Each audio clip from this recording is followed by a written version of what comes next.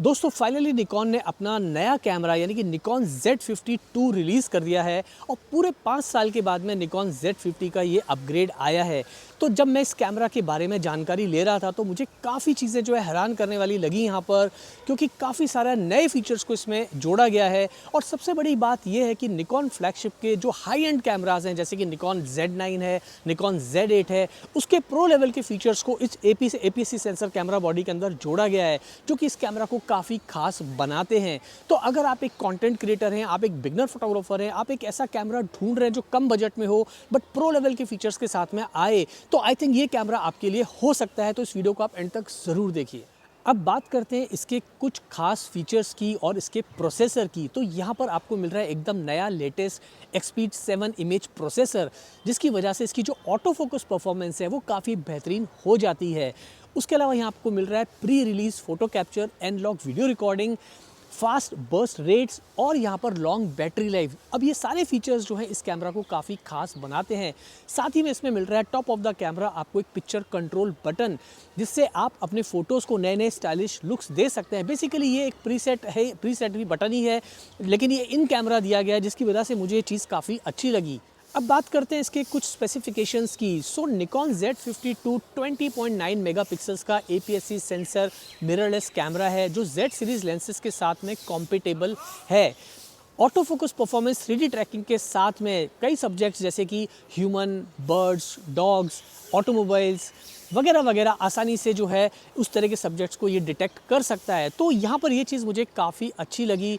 जब आप इस तरह की फोटोग्राफी करते हैं जहाँ पर कैमरा अपने आप ही डिटेक्ट कर लेता है कि वो बर्ड है या डॉग है या कैट है या ह्यूमन है, तो आपका जो काम है ऑन द फील्ड वो काफ़ी आसान हो जाता है। उसके अलावा बात करें अगर इसकी हाई स्पीड फोटोग्राफी की, तो मैकेनिकल शटर पे आप 11 FPS पे शूट कर पाएंगे एंड इलेक्ट्रॉनिक शटर पे आप 30 FPS पे शूट कर पाएंगे। तो ये सारे फीचर्स इस कैमरा को काफ़ी खास बनाते हैं। अब बात करते हैं इसके EVF की और इसके LCD स्क्रीन की। तो यहाँ पर आपको 3.2 इंच का LCD स्क्रीन मिल रहा है, जो कि पूरी तरह से वेरिएंगल है।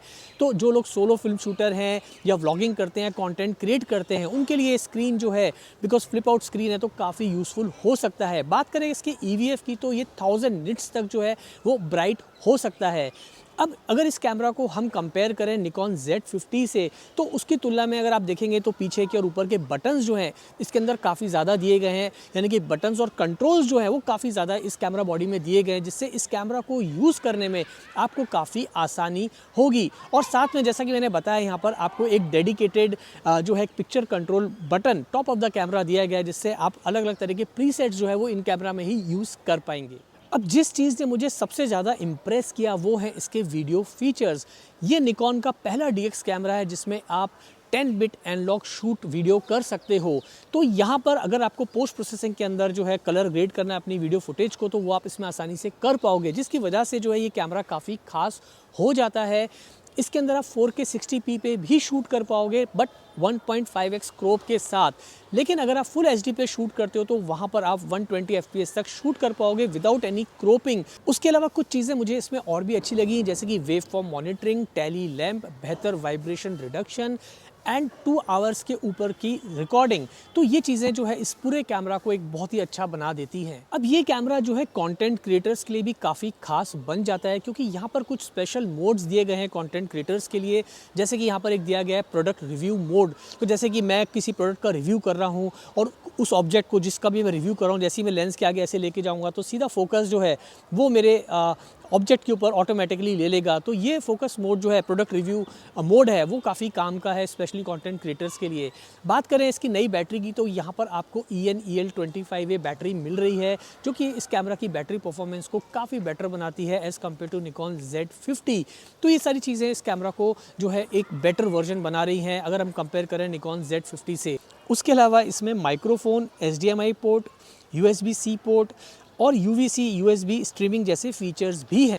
आखिर में बात करते हैं इसके साइज़ और वेट की, तो यहाँ पर बहुत ही कम वेट के अंदर आपको ये मिल रहा है। 495 ग्राम्स की ये बॉडी है, तो काफ़ी लाइट वेट है ये कैमरा और बहुत ही पोर्टेबल डिज़ाइन के अंदर आपको ये कैमरा मिल जाता है। तो अगर आप ट्रैवल फोटोग्राफी करते हैं, स्ट्रीट फोटोग्राफी करते हैं, कंटेंट क्रिएशन का काम करते हैं, या आप एक बिगनर फोटोग्राफर है, शौक के तौर पे फोटोग्राफी करते हैं, तो इसको लेने ले जाने में, रखने में बहुत ही आसानी से आप जो है इसको कहीं भी रख के कहीं भी ट्रैवल कर सकते हैं। तो ये चीज़ मुझे काफ़ी अच्छी लगी। तो कुल मिला के बात करें कंक्लूजन की, तो ये कैमरा उन लोगों के लिए है जिनको प्रो लेवल के फीचर्स चाहिए, निकॉन के अंदर ही रहना है, निकॉन कैमरा के साथ ही जाना है, निकॉन से आप प्यार करते हो और आपको प्रो लेवल के फीचर्स चाहिए जो कि निकॉन के हाई एंड फ्लैगशिप कैमरास के अंदर आपको मिल जाते हैं, और पैसे भी आपको कम खर्च करने हैं।